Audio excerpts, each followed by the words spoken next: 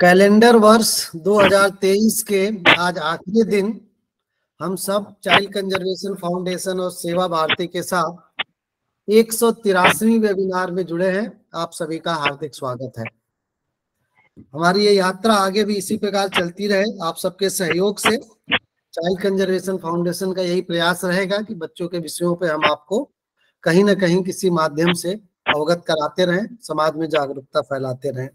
इसी क्रम में आज हम एक बहुत इंटरेस्टिंग विषय पर बात करने वाले हैं। अक्सर हम देखते हैं जब कोई बालक या बालिका या कोई बड़ा आदमी भी कोई असभ्यता करता है, किसी के साथ कोई बदतमीजी करता है, तो हम कहते हैं इसके संस्कार अच्छे नहीं हैं, वैल्यूज अच्छी नहीं है, या इसके परिवार ने, इसके माता पिता ने इसको अच्छे संस्कार नहीं दिए, अच्छी वैल्यूज नहीं दी है। हमारे जीवन में वैल्यूज का कितना महत्व है, क्या हम सबको साथ लेकर के चल पाते हैं? जब कभी हमारी आवश्यकता होती है किसी दूसरे को तो हम उसकी मदद कर पाते हैं क्या? ये कुछ ऐसी छोटी छोटी चीजें हैं जो हमारे संस्कारों के माध्यम से पुरानी पीढ़ी से नई पीढ़ी में आगे दी जाती रही है और इसका जीवन में बहुत बड़ा महत्व भी है। इसी क्रम में हम बात करेंगे मेडिटेशन के ऊपर भी, कि आज के तनाव भरी जिंदगी में मेडिटेशन से हम किस प्रकार अपने जीवन शैली को अच्छा बना सकते हैं, अपने जीवन को और सुचारू रूप से अच्छा कर सकते हैं और अपनी कार्यशीलता को प्रभावित किए बिना अच्छा काम कर सकते हैं। तो जीवन में वैल्यूज का महत्व और मेडिटेशन किस प्रकार इन सारी चीजों में मदद करेगा, इस पर बातचीत करने के लिए आज हमारे साथ लता दीदी जुड़ी हुई हैं। ब्रह्मा कुमारी सेवा केंद्र संचालिका है, लगभग 40 वर्षों से ईश्वरीय मार्ग में अपनी सेवाएं दे रही हैं। वर्तमान समय में आप अपनी ज्ञान योग की गहन तपस्या द्वारा राजयोग शिक्षिका के रूप में अनेक आत्माओं को अपने अनुभव से लाभान्वित करते हुए ईश्वरीय कार्य कर रही हैं। दीदी से आग्रह है कि आज के विषय पर अपनी बात रखें। लता दीदी। ओम शांति सभी को। आप सभी सुन पा रहे हैं मुझे? हाँ दीदी, आ रही है, आवाज आ रही है। हाँ जी, ओम शांति। सर्वप्रथम आप सभी को, आप जो कार्य कर रहे हैं इसके लिए बहुत बहुत बहुत मुझे खुशी हो रही है और आप सभी को धन्यवाद देना चाहती हूँ, क्योंकि बच्चे ही आने वाले संसार की नींव है। और अगर आज बच्चों को हम ठीक से शिक्षा दे पा रहे तो आने वाला जो समय है वो अवश्य ही बेहतर होगा, अवश्य ही हमारे देश का भविष्य जो है वो उज्जवल होगा। सर्वप्रथम आप सभी को आने वाला नया वर्ष 2024 के लिए सभी को बहुत बहुत शुभकामनाएं देती हूँ। शुभकामनाएं। जैसे कि आज विषय है कि वर्तमान समय में राजयोग की आवश्यकता। राजयोग क्या चीज है? मैं अपने जीवन में करीबन 40 वर्षों से राजयोग का अभ्यास करती हूँ। राजयोग एक ऐसी विद्या है, एक ऐसी प्रणाली है जो हर किस्म के मनुष्य को, समाज के हर वर्ग को, समाज के हर व्यक्ति को वो अपना करके अपने जीवन में सुख और शांति का अनुभव कर सकते हैं। राजयोग के लिए यहाँ कोई भी प्रकार का मतभेद नहीं है, कोई भी प्रकार की इस प्रकार की कोई भावना ही नहीं है कि समाज का ये वर्ग कर सकता है, ये वर्ग नहीं कर सकता है। हर कोई कर सकता है और आप सभी बच्चों के कल्याण के हिसाब से जुड़े हुए हैं। आप जो भी कार्य करते बच्चों के कल्याण के लिए करते हैं। तो मैं तो ये कहूँगी कि वर्तमान समय इस राजयोग के अभ्यास की हमारे बच्चों को बहुत ही आवश्यकता है, क्योंकि राजयोग मनुष्य को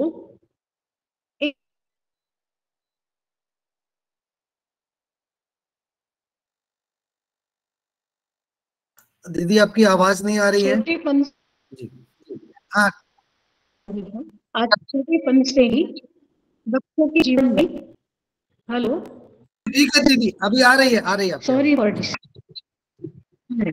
आज छोटेपन से ही बच्चों के जीवन में बहुत सारे तनाव है, बहुत सारी स्पर्धाएं है और इसमें बच्चों का जो मन है वो बचपन से कशा में लगा हुआ रहता है।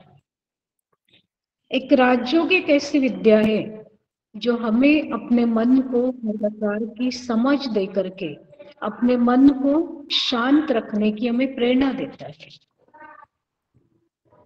आज बच्चों को जीवन के हर क्षेत्र में आगे बढ़ने की बहुत सारी सुविधाएं हैं, बहुत सारे उनके लिए स्कोप है और हर बच्चा अपने उज्जवल भविष्य को लेकर के जागरूक भी है।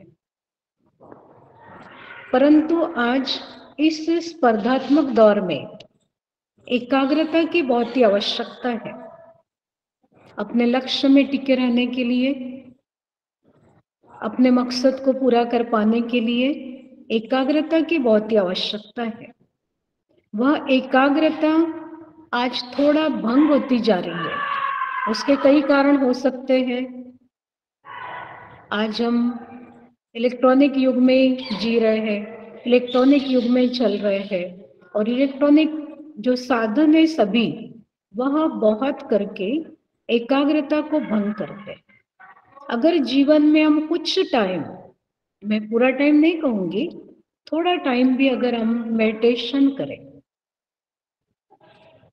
तो हमारे मन में एकाग्रता बढ़ती है। एकाग्रता के साथ में हमारे अंदर में, चाहे बच्चों के बोलिए या हमारे मन के अंदर, आत्मविश्वास जागृत होता है। आत्मा के अंदर शक्ति जागृत होती है। मनुष्य को कुछ करने की प्रेरणा प्राप्त होती है क्योंकि राज्यों के एक सकारात्मक विचारों का प्रवाह है। राज्यों के अभ्यास से हमारी निगेटिविटी समाप्त हो जाती है, नकारात्मकता से हम दूर हो जाते हैं।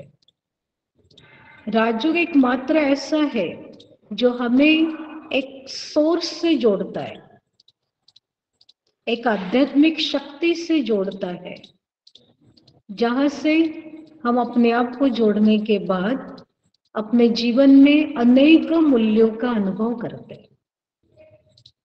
आज जीवन में सारी वैल्यूज की जरूरत है, परंतु ये वैल्यूज हमें मिले, ये वैल्यूज हमें जीवन में धारण हो, ऐसा कोई साधन हमें नहीं दिखाई पड़ता है। एक सिंपल सी बात मैं आपको बताना चाहूंगी। एक प्रेम को ले लीजिए। प्रेम हर छोटे बड़े व्यक्ति के जीवन की बहुत बड़ी आवश्यकता है, परंतु आज प्रेम एक विकृति का नाम हो गया है। एक्चुअली प्रेम एक बहुत बड़ा, एक बहुत सुंदर शब्द है और एक बहुत सुंदर अनुभूति है प्रेम, परंतु उस प्रेम को सही तरीके से न ले पाने के कारण आज हम बच्चों में देखते हैं, युवा वर्ग में देखते हैं, उस प्रेम को लेकर के अनेक विकृतियां पैदा हो गई। हम शुरू से उनको सिखा सकते प्रेम किस किस से किया जाए। हम उन्हें सिखाए कि सर्वप्रथम हम खुद से प्रेम करना सीखें। जब बालक बोले या हर कोई स्वयं से प्रेम करना शुरू कर देगा तो औरों को भी वो सही रूप से प्रेम करेगा। स्वयं से प्रेम करना क्या है? अपने मन से प्रेम करना, अपनी आत्मा से प्रेम करना, अपने शरीर के साथ भी प्रेम करना, ये भी हम बच्चों को सिखा सकते हैं। अगर हम शरीर के साथ उस निगेटिव रूप में नहीं, परंतु अपने शरीर से प्रेम करने लग जाए तो अपने शरीर को तंदुरुस्त रखने के लिए हमें किस प्रकार के डाइट की आवश्यकता है, हमें किस प्रकार के एक्सरसाइज की आवश्यकता है, वो सब कुछ हम उसको दे सकते हैं। तो ये हम बच्चों के अंदर जागृत कर सकते हैं कि पहले हम प्रेम स्वयं से करना सीखें। स्वयं को सही रीति से प्रेम करने के बाद वो अपने परिवार से प्रेम करना सीखेगा, अपने परिवार के हर सदस्य से प्रेम करना सीखेगा, चाहे अपने से छोटे हैं, चाहे माता पिता है, सभी से प्रेम करना जब वो सीख जाएगा तो बड़ा होने के बाद वो अपने माता पिता को कभी भी त्याग नहीं सकता। यथार्थ प्रेम उसने सीख लिया तो कभी भी अपने माता पिता को छोड़ नहीं सकता है। सही मायने में उसने प्रेम को समझा है। समाज से प्रेम करना अगर सीख लेंगे, समाज के हर वर्ग के साथ कैसे प्रेम से रहा जाए, ये प्रेम का मूल्य वो समझ लेंगे, तो आज समाज के कई जो विकृतियां हैं या समाज में कई प्रकार की जो बातें हो रही है, इनसे भी हम छूट सकते हैं। इसके साथ ही हम ये भी सिखा सकते हैं कि हम प्रकृति के पांचों तत्वों को कैसे प्रेम करें। एक्चुअली प्रेम विषय बहुत विशाल है, उसमें सब कुछ आ जाता है। प्रकृति के पांचों तत्वों को भी हम प्रेम करें, हम धरती माँ को प्रेम करें, इसके सब ये धरती माँ के उत्थान के लिए हम कार्य करें, हम जल तत्व से प्रेम करें, तो हम प्रदूषण बढ़ाएंगे नहीं। अगर जल तत्व से प्रेम करेंगे तो हम उस जल को सही मायने में यूज कर सकते हैं। हम प्रकृति के हर तत्व को प्रेम करें, तो ये जो मूल्य है ये हमारे जीवन में अनेक सामाजिक जागृतियां ले आते हैं। ये मूल्य जीवन में धारण होने के बाद अनायास ही व्यक्ति जागरूक हो जाता है। उसे कुछ करना नहीं पड़ता है, परंतु अपने आप ही वो मूल्य अंदर जागृत होने के बाद उसकी जो भी एक्टिविटी है वो उस जागरूकता के साथ ही होती है। तो आप सभी से मैं कहना चाहूंगी, राजयोग का अभ्यास एक ऐसी शक्ति है, उस पावर ऑफ सोर्स से हम जुड़ने के बाद कुछ समय के लिए अपने मन को एकाग्र करते हैं। अपने मन को एकाग्र करने से हम उस सर्वशक्तिवान से जुड़ जाते हैं, और सर्वशक्तिवान पिता से जुड़ने से हमारे अंदर एक एक शक्ति जो हमारे जीवन में आवश्यक है वे अवश्य आती है। यह कोई एक घंटे की प्रक्रिया नहीं है, परंतु हम प्रतिदिन राजयोग का अभ्यास करते हैं तो सर्वप्रथम शांति हमें प्राप्त होती है। आज हर किसी को शांति चाहिए, परंतु हम आश रखते परिवार में, अड़ोस पड़ोस में वो शांत हो जाए तो मैं शांत, वो वाद विवाद करना बंद करे तो मैं वाद विवाद बंद करूं। पर राजयोग का अभ्यास हमें ये सिखाता है कि वाद विवाद मैं बंद कर दूं, मैं पहले साइलेंस में चले जाऊं। अगर मैं साइलेंस हूं तो सामने वाला अपने आप ही साइलेंस में हो जाए। तो इस प्रकार राजयोग के अभ्यास के द्वारा जीवन में अनेक मूल्य और एक सहयोग है, बच्चों के भीतर सहयोग का मूल्य बढ़ जाएगा। कैसे हम एक दो को सहयोग दें, सहयोग से चले। सहयोग एक ऐसी शक्ति है, हर किसी को ऊंचा उठा सकते हैं। केवल मैं ही आगे बढ़ूं ये भावना नहीं, परंतु हर एक को सहयोग दे, चाहे कोई भी बात में। बचपन से भावना हम बच्चों में जागृत करें, सहयोग की भावना जागृत करें, तो बड़ा होकर के वह सभी को सहयोग करेगा। आप सभी जानते हैं आज कौटुंबिक व्यवस्था मर्यादित हो गई है, और इसलिए बच्चे केवल 2-4 लोगों तक ही मर्यादित होते हैं। पहले हमारा जो परिवार था वो भी संगठित परिवार हुआ करता था। परिवार में सभी सदस्य एक साथ रहते थे, और इस वजह से बच्चे कई बातें सीख पाते थे। एक बहुत बड़ी उनके लिए पाठशाला थी वो, और कई चीजें उस पाठशाला में वो सीख लेते थे। परंतु आज ऐसा नहीं है, उसके कई वजह, कई कारण भी है। तो ऐसे समय में बचपन से बच्चों को ये राजयोग का अभ्यास अगर हम दें तो उनके जीवन में सारे मूल्य आ जाएंगे।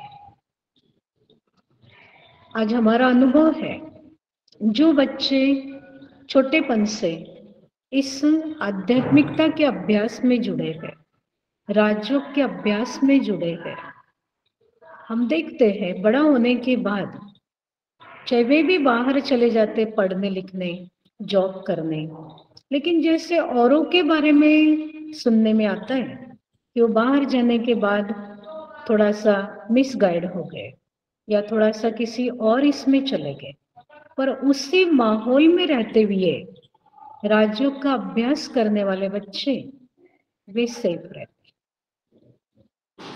उनके मन को जो दिशा मिली है, उनके मन को जो सकारात्मकता की शक्ति मिली है, वो शक्ति उनको कहीं भी जाते अपने आप को सुरक्षित रखना सिखा। राजयोग कोई धर्म की बात नहीं है, राजयोग एक जीवन शैली है। राजयोग इस आज के तनावपूर्ण जीवन में अपने मन को तनाव से मुक्त रखने की एक विधि है। जब कोई व्यक्ति तनावग्रस्त हो जाता है, हम जानते वो किसका सहारा लेता है। उनके लिए एक ही सहारा होता है, वो समझते कोई भी व्यसन का सहारा लिया जाए तो थोड़ी देर के लिए मन उसमें डूब जाएगा, और इसलिए वो समझते हैं कि चलो कुछ देर के लिए क्यों न हो, लेकिन मन तो शांत हो गया। परंतु मन शांत नहीं होता है, वो थोड़ी देर के लिए भूल जाता है उस बात को, फिर दोबारा उसको उस चीज की ज्यादा टेंशन आ जाता है, दोबारा उसमें जाता है। लेकिन एक राजयोग का अभ्यास करने वाला व्यक्ति है, वो अपने जीवन को ऐसे मोड़ पर ले आता है जो कितना भी उसके सामने निगेटिव परिस्थिति आ जाए, कितना भी उसके सामने अनेक परीक्षा आ जाए, अनेक समस्या आ जाए, परंतु उन समस्याओं में वो परमात्मा को याद करता है। परमात्मा की याद हमें अंदर जाना सिखाती है। अभी तक हम बाहर में सारे समाधान ढूंढते रहे, हर समाधान बाहर ढूंढते रहे, परंतु बाहरी समाधान सदाकाल का नहीं हो सकता है, वो अल्पकाल का होता है। परमात्मा की याद हमें अंदर ले जाती है। हम बाहर की जर्नी थोड़ी देर के लिए रोक करके अपने अंदर की ओर चले जाते हैं, और अपने अंदर जाने के कारण हमें महसूस होता है मुझे क्या करना है और मुझे क्या नहीं करना। और जब ये महसूस होने लगता है तो मन की एकाग्रता बढ़ती, वो मन एकाग्र परमात्मा के प्रति हो जाता है। परमात्मा अर्थात एक ऐसी शक्ति है, परमात्मा एक ऊर्जा का नाम है, परमात्मा एक सोर्स का नाम है, जिससे जुड़ने के बाद आत्मा को शक्तियां धीरे धीरे प्राप्त होने लगती है। जिस प्रकार मोबाइल डिस्चार्ज होने के बाद उसकी सारी गतिविधि समाप्त हो जाती है, हम इसको चार्जिंग करेंगे तो फिर से वो चार्ज हो जाता है। इस प्रकार से मन को सकारात्मक दिशा देने से हमारा मन चार्ज हो जाता है। कुछ समय के लिए क्या हम चलेंगे राजयोग के अभ्यास में? आप सभी चलना चाहेंगे राजयोग की यात्रा में? आप सभी सुन पा रहे हैं मुझे भाई साहब? सुन पा रहे हैं। आप 2 मिनट के लिए कर सकते हैं इसको। हाँ, 2 ही मिनट, ज्यादा नहीं। तो आप सभी राजयोग का अभ्यास हम 2 मिनट के लिए करेंगे। तो हम कुछ समय के लिए अपने अंदर चलते हैं, अपने बाह्य स्वरूप को, अपने बाह्य परिचय को भूल करके हम अंदर देखते हैं कि मैं कौन। ये सब कुछ करने वाली मैं कौन हूँ? ये आंखें देखती है, मुख बोलता है, कान सुनते हैं, ये सब करने वाला कौन है? वो मैं एक चेतन शक्ति हूँ। वो चेतन शक्ति आत्मा है। मैं आत्मा थोड़ी देर के लिए बाहरी जगत से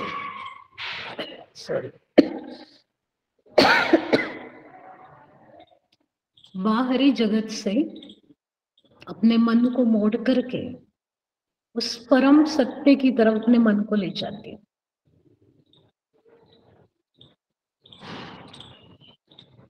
इस सूर्य चांद तारागण से पार अपना जो मीठा घर है, सभी का जो असली घर है, उस घर की ओर हम चलते हैं।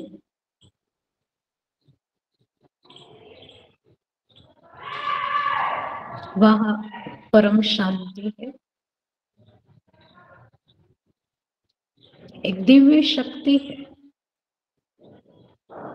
उस दिव्य शक्ति से हम अपने आप को कुछ क्षण के लिए जोड़ते हैं।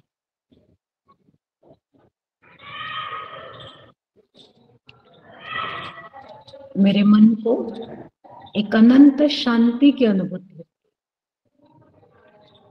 सुख की अनुभूति हो रही है।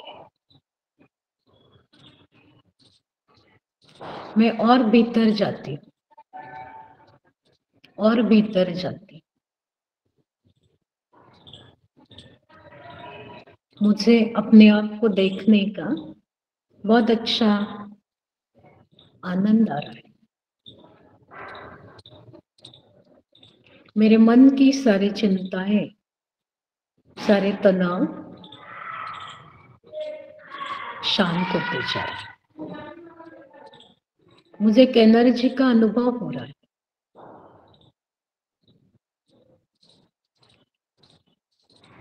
मैं आत्मा अंदर से हल्कापन महसूस कर रही हूँ।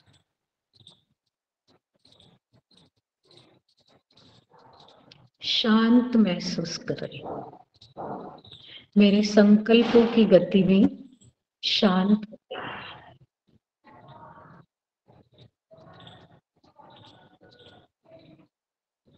यही शांति के प्रकंपन मुझ आत्मा के द्वारा फैलते जा रहे हैं। धीरे धीरे प्रकंपन मेरे परिवार में फैलते हैं, समाज में फैलते हैं, देश में फैलते हैं। इस प्रकार मैं आत्मा शांति का एक संदेशवाहक बन जाती हूँ।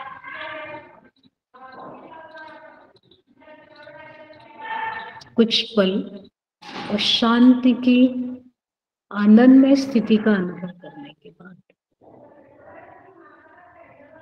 धीरे धीरे हम वापिस अपने देह में आते, अपने कार्य क्षेत्र में। इसी शांति के अनुभव को लेकर के हम कार्य क्षेत्र में आते।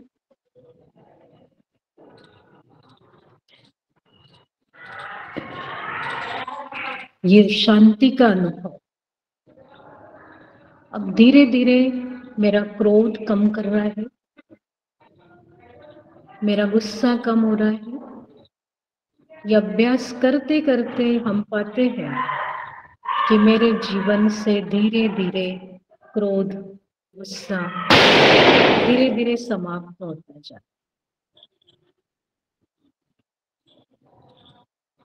है। ओम शांति।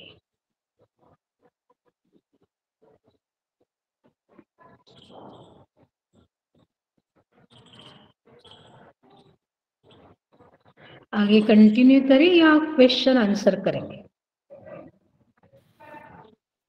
मैं सभी से अनुरोध करूंगा कि दीदी ने हमें जो बातें बताई हैं और मेडिटेशन को लेकर हमारे मन में जो द्वंद है उसके बारे में हम प्रश्न कर सकते हैं। तो हाउस इज ओपन, आपके मन में जो भी बात है आप रख सकते हैं, दीदी उनका जवाब देंगे।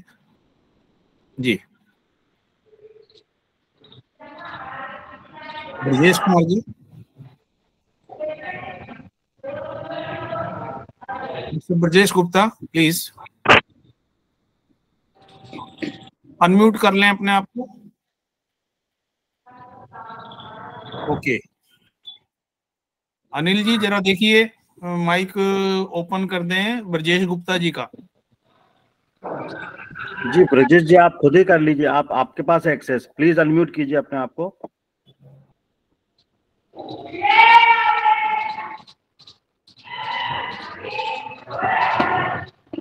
ब्रजेश जी शायद कर नहीं पा रहे हैं। अब हो गया सर। हाँ प्लीज बोलिए। प्रणाम सभी को। मेरा प्रश्न है कि बालक जो है कलम से और किताब से और कॉपी से कैसे प्रेम स्थापित करे? हाँ जी भाई जी, ये तो हम उनको सिखा सकते, बालक को उसकी भाषा से हम सिखा सकते बचपन से। एक आपको मैं उदाहरण देना चाहूंगी। जैसे आजकल हम बहुत करके देखते हैं कि छोटा बच्चा है तो माता उसको खाना खिलाने का नया तरीका अपनाती है, उसको मोबाइल दिखा करके खाना खिलाती है, तो बच्चा मोबाइल देखते हुए खाना खा लेता है।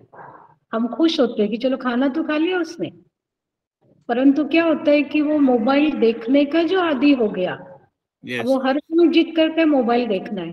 तो हम इस प्रकार से बचपन से बच्चों के लिए जिम्मेवारी रखें, कुछ इस प्रकार से किताब उनको दिखाए जिसमें कुछ रोचक जानकारियां हो, कुछ ऐसी कुछ भी आप इस प्रकार से दिखा सकते, रोचक जानकारियां उनको कुछ चित्रों के माध्यम से, कुछ भी आप उनको सिखा करके आप उसकी उनको आदत डाल सकते हैं। जिस प्रकार हम मोबाइल की डालते हैं, आप इन चीजों की भी बचपन से डाल सकते हैं, क्योंकि बच्चा बचपन में जिस चीज का आदी हो गया उस चीज को वो आगे बढ़ाता है। जी किसी और का प्रश्न कोई? मधु दीदी आप पूछ सकते हैं।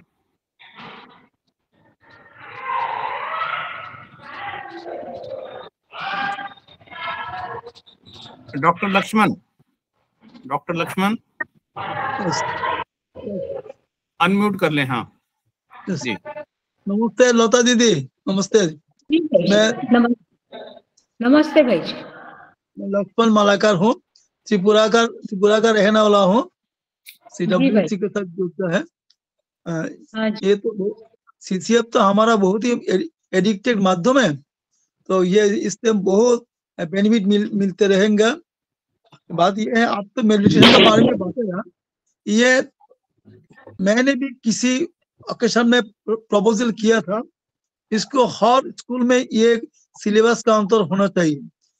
मेरा मानना है meditation is the key things to develop everything, including the marks in the examination, including the behaviour aspect, in the social training, moral training, everything. So if we connect this meditation with the education system, I think it will be better.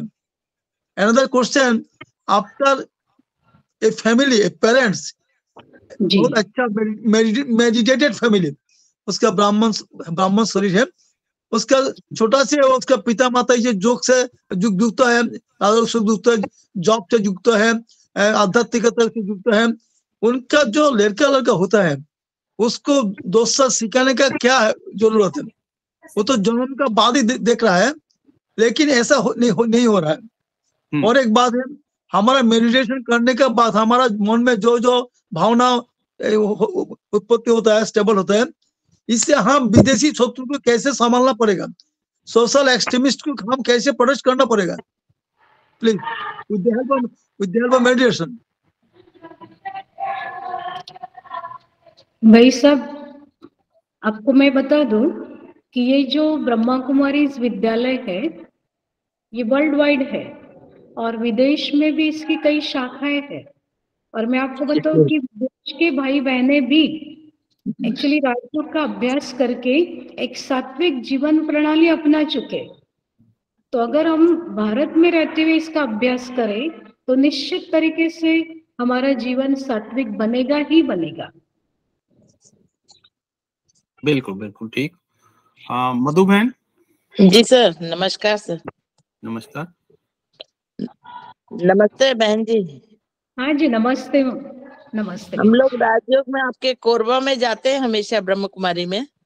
हाँ जी बहुत अच्छा। रुक्मणी बहन जी है, इंदु बहन जी है, सब मिलते हैं हम लोग को। हाँ जी बहुत अच्छा। तो मैं आपसे ये पूछना चाहती हूँ कि अपन को मेडिटेशन एक दिन में कितना समय तक करना चाहिए जिससे शांति मिले? सुबह शाम कितने समय तक? देखिए बहन जी, मेडिटेशन कोई बैठ के ही करने की आवश्यकता नहीं है जी। इसके लिए थोड़ा समय हमारे मन को उसकी आदत पड़े या मन को वो दिशा मिले तो कुछ देर के लिए बैठ के हम अभ्यास जरूर करें। परंतु मेडिटेशन की चीज है, हम हर कार्य करते, चलते फिरते, खाते पीते, उठते बैठते, हम परमात्मा को मन में चिंतन रख सकते हैं। एक्चुअली हमारा मन तो चिंतन से खाली रहता ही नहीं है ना। तो मेडिटेशन केवल चिंतन प्रणाली है, तो हम हर कार्य करते हुए चिंतन कर सकते हैं। जी जी। हाँ जी नमस्कार। हाँ। किसी और का कोई सवाल? जी भाई साहब, मेरा भी एक प्रश्न है डॉक्टर कृपा सिंह। वैसे तो हमारे शास्त्रों में कोई उम्र नहीं है, लेकिन हम बच्चों पे सब लोग काम करते हैं, तो किस उम्र के बच्चों को मेडिटेशन कराया जा सकता है? जी एक्चुअली भाई साहब, राजयोग मेडिटेशन के लिए उम्र का कोई प्रश्न नहीं है। छोटे बच्चे से लेके बुजुर्ग तक सभी राजयोग मेडिटेशन कर सकते हैं, परंतु बच्चा जो बिल्कुल ही छोटा है उसके लिए हम बड़ों को प्रयास करना है। हम अगर उसके सामने परमात्मा को याद करते, हम यहाँ पर देखते कई पेरेंट्स अपने छोटे बच्चों को ले आते हैं, तो पेरेंट्स अगर परमात्मा की याद में बैठ गए तो बच्चे भी बैठ जाते पालती मार करके। धीरे धीरे उनके अंदर भी वो संस्कार जागृत होते हैं। बाकी परमात्मा की याद के लिए आयु का कोई भी बंधन नहीं है। जी जी। डॉक्टर लक्ष्मण।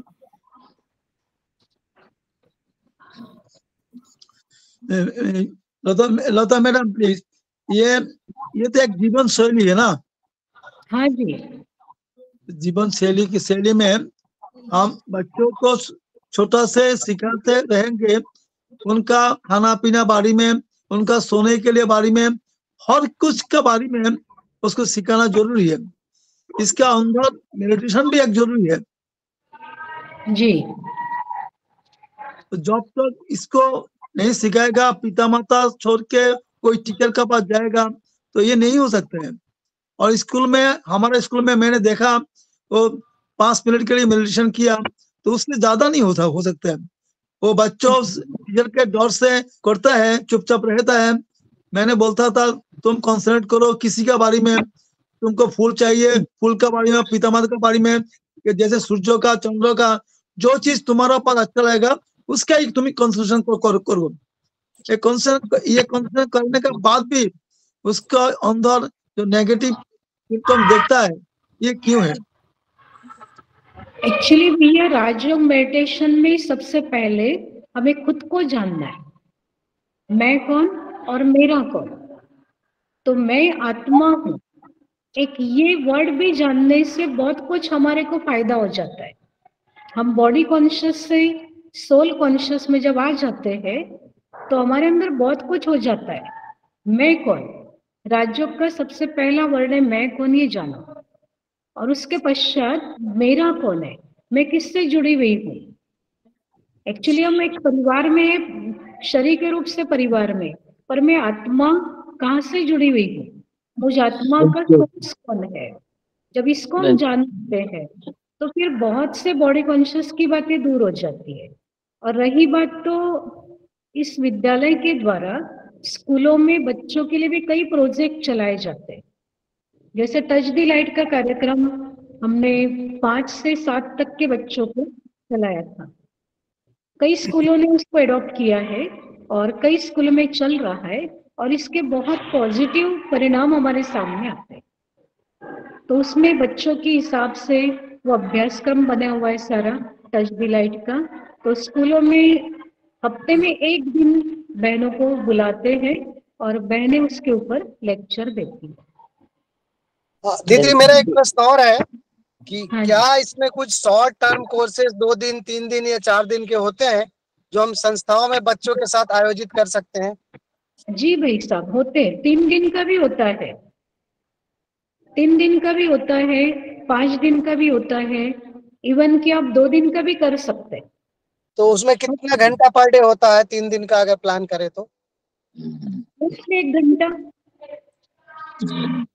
मोस्टली 1 घंटा। 1 घंटा। रंजना शर्मा जी।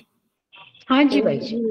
प्रणाम दीदी, मेरा एक सवाल है कि ये जो नशे में लिप्त बच्चे होते हैं 8 से 12 साल के अंदर, उन बच्चों को मेडिटेशन करा के कितने टाइम के लिए करा सकते हैं और कितना लाभ मिल सकता है? उनके अंदर की नकारात्मकता दूर करने के लिए वो थोड़े उलझे से रहते हैं, हम सीसीआई में जाते हैं तो अपने आप में कि वो कंट्रोल करना सीख जाएं, उसमें ये मेडिटेशन कितना कारगर हो सकता है? मेडिटेशन तो बहुत इफेक्टिव होता है बहन जी। मेडिटेशन से मतलब जैसे हम उन्हें कोई दवाई भी नहीं देते, लेकिन मेडिटेशन से उनके अंदर की आत्मा का विश्वास जागृत होता है, उनको अंदर से एक साहस मिलता है, उनके अंदर में शक्ति मिलती है। और जब उनकी आत्मा में शक्ति जागृत होती है तो नशा उनका छूटने लगता है धीरे धीरे। ये कोई एक दिन की प्रक्रिया नहीं है, बल्कि बट जैसे जैसे उनकी आत्मा में शक्ति भरती है तो धीरे धीरे वो जो नशा लगा है उनको, वो नशा धीरे धीरे निकल जाता है। निवेदिता सक्सेना जी। निवेदिता सक्सेना। ओम शांति दीदी। दीदी मेरा प्रश्न ये है कि 13 साल से लेके 17 साल के बच्चों को विद्यालय में सामूहिक रूप से अगर ये मेडिटेशन कराना है तो क्या जिस प्रक्रिया से आपने अभी कराया वो वैसे कराएंगे? क्योंकि उनका मन मस्तिष्क जो रहता है वो एक अलग दिशा में जाता है, तो कौन सी हम एक टेक्निक इस पे अप्लाई कर सकते हैं इस तरीके के बच्चों पे? जी दीदी। बच्चों के लिए अब देखिए, मैंने तो आप सब बड़े मेरे सामने थे, मैंने थोड़ा सा शॉर्टली उस हिसाब से आपको बताया। बट मेडिटेशन एक ऐसी प्रक्रिया है बहन, मैं आपको बता दूं, जैसे स्कूल में हम फर्स्ट में दाखिल होते हैं, अभी तो हम छोटे क्लास में दाखिल होते हैं, तो पढ़ाई हमारी बहुत छोटी होती है, बहुत छोटी होती है, बट हम उसको भी नहीं कर पाते। लेकिन जैसे जैसे हम बड़े होते हैं तो वो छोटी पढ़ाई हमारे लिए बहुत आसान हो जाती है और आगे हमारी पढ़ाई बहुत विशाल हो जाती है। बट हमें छोटेपन में छोटी पढ़ाई दी गई ना, 1 2 3 ABCD। इस प्रकार से राजयोग के अभ्यास का जिस क्लास के बच्चों के लिए आप राजयोग का सिखाना चाहते हैं उनको उस हिसाब से दिया जाएगा। उनको उस हिसाब से देंगे तो बच्चे उसको अच्छी तरह से समझ सकते हैं। आपने जो 13 साल से 17 साल के बच्चों की बात की है, तो उनको भी, बच्चों को, स्टूडेंट को उस हिसाब से देते हैं जो उनको हम कमेंट्री कराएंगे, बताएंगे कि कैसे आप अपने आप को ये चिंतन दो, और जिससे उनका परीक्षा का भय भी चला जाता है और बच्चे बहुत सकारात्मक हो जाते हैं। तो मैं आपसे ये निवेदन करूंगी कि आप जिस शहर से हैं, तो एक्चुअली हर शहर में हमारा ब्रह्मा कुमारी का सेवा केंद्र है, तो आप अगर वहाँ उस बहनों से संपर्क करेंगे तो बहनें आपको और अच्छा गाइडेंस दे देंगे। जी धन्यवाद। किसी और का कोई सवाल? ठीक है,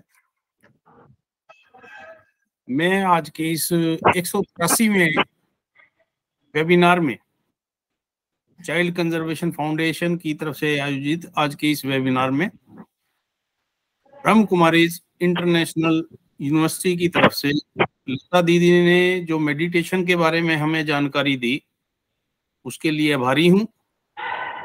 जो मैं समझ पाया हूं कि राजयोग के द्वारा दीदी ने हमें बताया कि नेगेटिविटी का समापन होता है और राजयोग एक ऐसी शक्ति है जो मन को एकाग्र करती है और नेगेटिविटी को धीरे धीरे हमारे मन से या किसी भी आत्मा से दूर करती है। राजयोग का अभ्यास हमें एकाग्रता की ओर ले जाता है और हम समय पर ईश्वर से जुड़ पाने में सक्षम होते हैं। यह एक ऐसा सहयोग है और ऐसी जीवन शैली है जो मन को तनाव से मुक्त रखने की एक विधि है, जिसके बारे में ब्रह्म कुमारीज इंटरनेशनल विश्वविद्यालय पूरे विश्व में विभिन्न कार्यक्रमों के द्वारा, मेडिटेशन के द्वारा लोगों की, समाज की नेगेटिविटी को दूर करने का प्रयास एक कर रहे हैं। दीदी ने हमारे सभी प्रश्नों का जवाब दिया और हमारे मन के विचारों को स्पष्ट किया और हमें बताया कि हमें किस प्रकार 2 मिनट के आज के राजयोग में भी हमें देखने को मिला कि एक मन हमारा एकदम से विमुक्त हो गया। जो हमारे मस्तिष्क में भी बातें घूमती रहती हैं, उस 2 मिनट के राजयोग से भी हमने उससे मुक्ति पाने की कोशिश की। ये एक अभ्यास है, अगर हम इसको हर रोज अपने जीवन में अपनाएंगे तो कहीं ना कहीं हमारे मन की नेगेटिविटी दूर होगी और हम सोसाइटी में अच्छा कल्चर विकसित करने में कामयाब हो सकते हैं। इन्हीं शब्दों के साथ मैं दीदी का आज के इस वेबिनार में उनके द्वारा दी गई जानकारी, उनके द्वारा हमें सिखाया गया मेडिटेशन, उसके लिए आभार प्रकट करता हूँ, धन्यवाद करता हूँ। Thank you very much. लेकिन बाकी लोग अभी जुड़े रहेंगे और डॉक्टर कृपा शंकर जी और अनिल भाई साहब, राकेश अग्रवाल जी आप सभी से बात करेंगे।